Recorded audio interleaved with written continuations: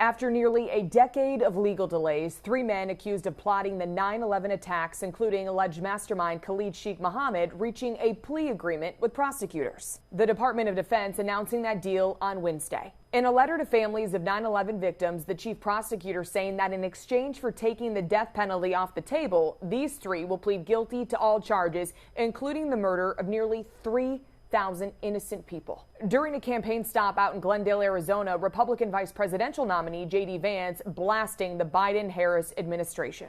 That is ridiculous, but it's not surprising. Now just think about the point that we've gotten to. Joe Biden and Kamala Harris have weaponized the Department of Justice to go after their political opponents, but they're cutting a sweetheart deal with 9/11 terrorists. We need a president who kills terrorists, not negotiates with them.